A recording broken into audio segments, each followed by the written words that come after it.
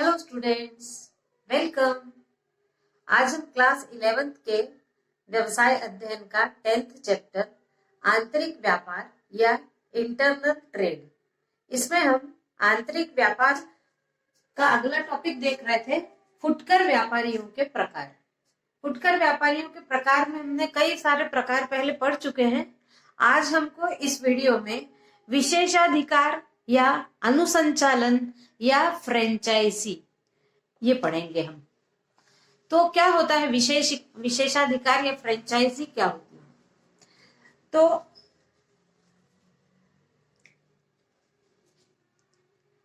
ऐसे विक्रय केंद्र जिन्हें वस्तुओं के निर्माता से विशेष अधिकार या मान्यता प्राप्त होती है, ऐसे विक्रय करने के केंद्र विशेषाधिकार प्राप्त या मान्यता प्राप्त दुकानें कहलाती हैं। वस्तु के निर्माता को विशेषाधिकार दाता और वस्तु की इकाई को बेचने वाले या इस अधिकार को प्राप्त करने वाले को विशेषाधिकार प्राप्त करता ऐसा कहा जाता है। हमारे यहाँ पर कुछ ऐसे फ्रेंचाइजीज हैं जो आप जानते हैं, लेकिन आप विशेषाधिकार प्राप्त वो विक्रय केंद्र है ये नहीं जानते होंगे। इसके अंतर्गत आता है रिलायंस पेट्रोलियम, एयरटेल, आईसीआईसीआई, गृह ऋण या top and town ice cream parlour. ये विशेषाधिकार प्राप्त संस्थाएं हैं, यानी जो निर्माता होता है वो कुछ लोगों को ही अपने ब्रांड की वस्तुओं को बेचने का अधिकार देते हैं, तब उसको विशेषाधिकार या फ्रेंचाइजी कहते हैं। अब इसमें उत्पादक बाजार का विस्तार करने के उद्देश्य से किसी अन्य व्यापारी या विक्रेता को अपने उत्पाद को बेचने के अधिकार प्रदान कर देता है। इससे उत्पादक संस्था के विक्रय में वृद्धि होती है और अधिकार प्राप्त व्यापारी को भी लाभ होता है। साथ ही में उपभोक्ताओं को भी वस्तु की उपलब्धि होती है। ये व्यापार की अभी आधुनिक पद्धति है। कुछ साल पहले इस प्रकार की फ्रेंचाइजीज नहीं हुआ करती थी। यह अनुबंध दोनों पक्षों के बीच में लिखित होता है, यानी विशेषाधिकार दाता देने वाला या विशेषाधिकार प्राप्त करता लेने वाला, इन दोनों के बीच में लिखित में ये अनुबंध होता है। इसमें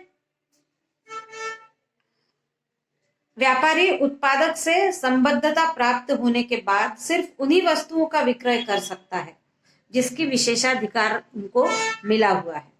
विशेषाधिकार प्राप्त दुकानों की बनावट, सजावट, फर्नीचर, प्रदर्शन बोर्ड और उनके कार्यरत कर्मचारियों की वेशभूषा तक एक समान होती है।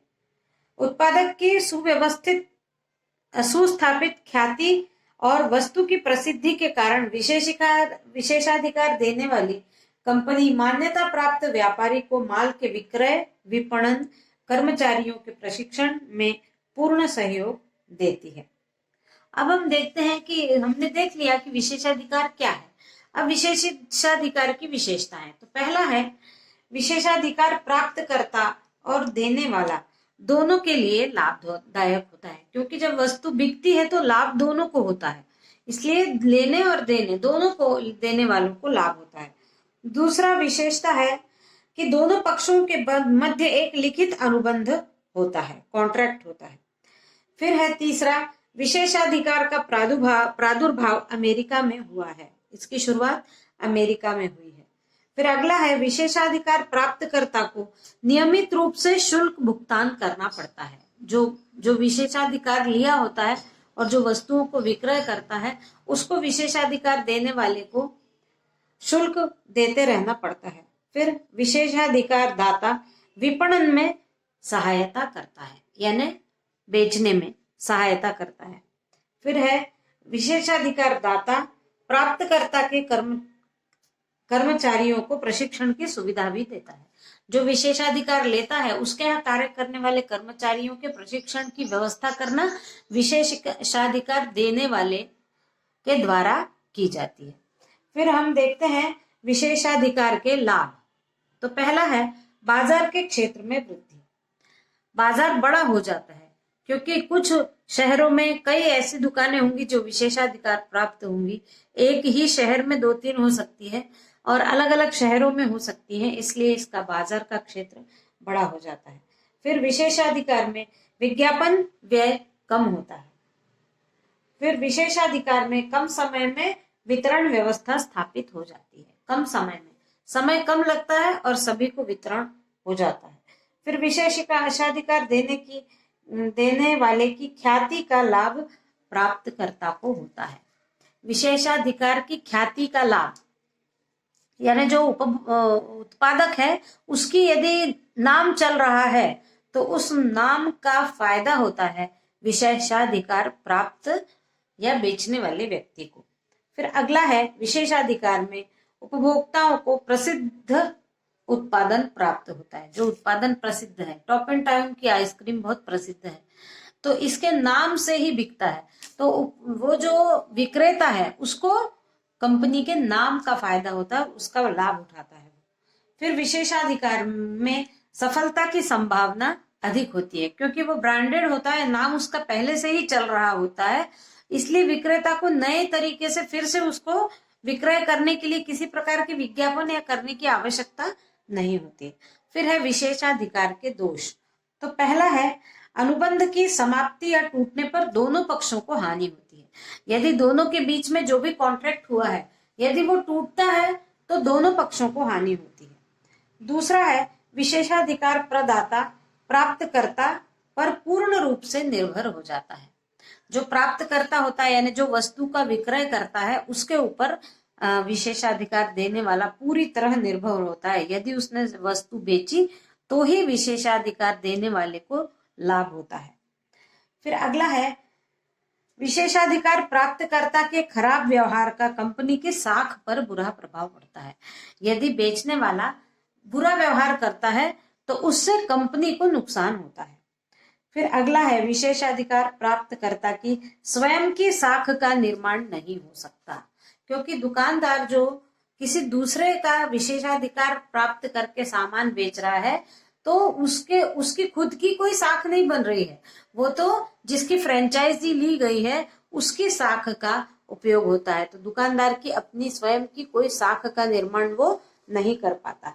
फिर अगला है विशेषाधिकार प्राप्तकर्ता को स्वतंत्रता नहीं होती है। जिस प्रकार जितने रेट में उसको बेचने के लिए कहा गया है वो उतना ही बेचेगा, वही क्वालिटी बेचेगा जो उसको दी जाएगी, तो उसके पास किसी प्रकार की सुधार की या स्वतंत्रता की गुंजाइश नहीं है।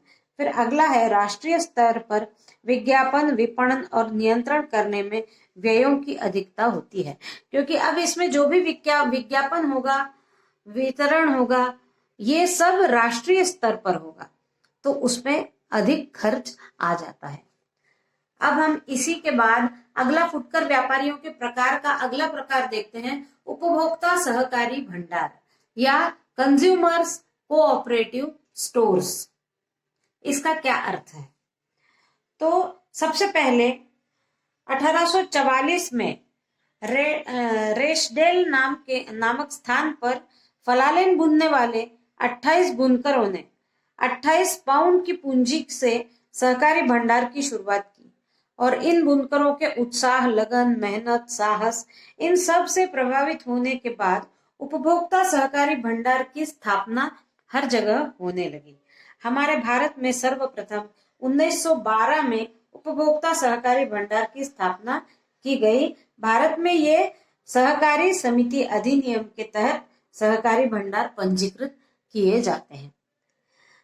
अब ये क्या है? उपभोक्ता सहकारी भंडार क्या है? तो उपभोक्ता सहकारी भंडार से आशय है ऐसी समितियों से है जो सीधे उत्पादकों से माल क्रय करके अपने सदस्यों को उपलब्ध करवाती है।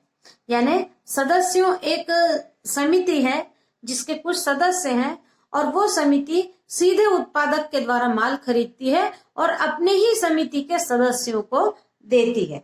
ये उपभोक्ता सहकारी भंडार है। समिति का उद्देश्य मध्यस्थों को समाप्त करना है और अपने सदस्यों को लाभ पहुंचाना है।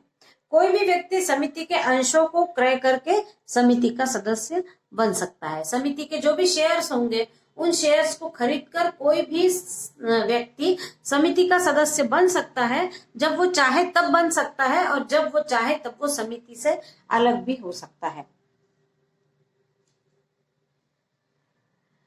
ये ऐच्छिक सदस्यता होती है। न्यूनतम इसमें 10 व्यक्ति एकत्रित होकर समिति का निर्माण कर सकते हैं और समिति के प्रत्येक सदस्य को एक वोट देने का अधिकार है, जो समिति के ही कार्यों के लिए दिया जाता है। अंशों की संख्या पर मताधिकार प्रभावित नहीं होती, यानी किसने कितने शेयर्स खरीदे हैं उस हिसाब से उसको मत देने का अधिकार नहीं है। यदि वो समिति का सदस्य है तो वो एक मत देने का अधिकृत अधिकारी है। इसमें समिति के सदस्यों को दोहरा लाभ होता है। एक तो उन्हें वस्तु उचित मूल्य पर मिल जाती है और दूसरा समिति को व्यापार करने से जो लाभ होता है उस लाभ को भी उनके सदस्यों को अंशों की संख्या के आधार पर समान वितरित कर दिया जाता है। यानी यदि किसी ने 50% अंश लिए हैं तो लाभ का भी 50% उसको दिया जाएगा। अब हम देखते हैं अगला टॉपिक है उपभोक्ता सहकारी भंडार की मुख्य विशेषता। तो पहली विशेषता है मध्यस्थों की समाप्ति, यानी उत्पादक से किसी थोक व्यापारी या फुटकर व्यापारी तक सामान पहुंचता है तो उसका मूल्य बढ़ जाता है। उत्पादक से सीधे जिसको चाहिए उसके पास सामान आता है तो बहुत सस्ते में सामान मिल जाता है और मध्यस्थ बीच में से हट जाते हैं। फिर प्रजातांत्रिक प्रबंध, यहाँ पर एक सदस्य को एक मत, ये प्रजातांत्रिक प्रबंध का को किया गया है। फिर है लाभ का विभाजन, समिति अपने अर्जित लाभ को अंशों के आधार पर सबको एक समान विभाजित करती है। फिर नगद विक्रय, इसमें कभी भी उधार नहीं दिया जाता है, सब सामान नगद विक्रय किया जाता है, इसलिए जो डूबत ऋण का भय है वो भय समाप्त हो जाता है। फिर ऐच्छिक सदस्यता, जिसको जब चाहे तब वो सदस्य बन सकता है और जब उसको ऐसा लग रहा है कि मुझे अब सदस्य नहीं रहना तो वो अपनी सदस्यता समाप्त कर सकता है। फिर सीमित दायित्व, समिति के सदस्यों का दायित्व उनके द्वारा क्रय किए गए अंशों की राशि तक ही सीमित रहता है, सभी को दायित्व नहीं होते हैं। फिर संचालन, उपभोक्ता सहकारी भंडार का संचालन इसके सदस्यों द्वारा उपभोक्ताओं के ही द्वारा होता है। फिर अगला है भेदभाव रहित, सहकारी भंडार धर्म और जाति के भेदभाव से परे। अब हम देखते हैं सहकारी भंडार के क्या लाभ है। पहला है मिलावट से सुरक्षा, क्योंकि सीधे उत्पादक से वस्तु लेकर उपभोक्ता को देना है, इसलिए बीच में किसी प्रकार की मिलावट नहीं होती। फिर समानता का व्यवहार, समिति के प्रत्येक सदस्य के साथ किसी प्रकार का भेदभाव नहीं किया जाता है, समानता का व्यवहार किया जाता है। फिर मध्यस्थों की समाप्ति, बीच में से मध्यस्थ नहीं रहते। फिर कम पूंजी से प्रारंभ, बहुत कम पूंजी से इसको प्रारंभ किया जा सकता है। फिर रोजगार में वृद्धि, इसके लाभ के कारण जो बेरोजगार होते हैं उनको भी थोड़ा बहुत रोजगार प्राप्त हो जाता है। फिर नियंत्रित मूल्य, उपभोक्ता से ही उत्पादक से ही डायरेक्ट खरीदने के कारण इसके मूल्य भी कम होता है। फिर विज्ञापन व्यय की बचत, इसमें किसी प्रकार का विज्ञापन नहीं करना पड़ता है तो बचत हो जाती है। अब हम देखते हैं कि सहकारी भंडार के क्या क्या हानियां हैं। पहली है सीमित ग्राहक संख्या, कम लोग होने के कारण कम लाभ हो पाता है। फिर है आपसी मतभेद, कभी कभी आपस में लोगों के मतभेद हो सकता है। फिर पूंजी का निकालना, पूंजी का निकालना थोड़ा कठिन हो जाता है, कभी नाराज होते हैं तो अपनी पूंजी को किस प्रकार निकालेंगे, ये एक थोड़ा कठिनाई है। फिर गोपनीयता की कमी, कोई भी बात बहुत जल्दी यहाँ से वहां पहुंच जाती है। फिर पदाधिकारियों और सदस्यों की अरुचि, कभी कभी सदस्य अरुचि दिखाते हैं। फिर प्रतिस्पर्धा का सामना, यहाँ पर एक दूसरे से प्रतिस्पर्धा होने लगती है, कौन कितने अंश खरीदेगा। फिर सीमित साधन, इनके पास पूंजी सीमित मात्रा में होती है तो व्यवसाय में कठिनाई होती है। और फिर अकुशल प्रबंध, इनका प्रबंध इनके सदस्यों के द्वारा ही किया जाता है तो प्रबंध में किसी प्रकार की कुशलता नहीं होती। इस वीडियो में बस इतना ही। Thank you.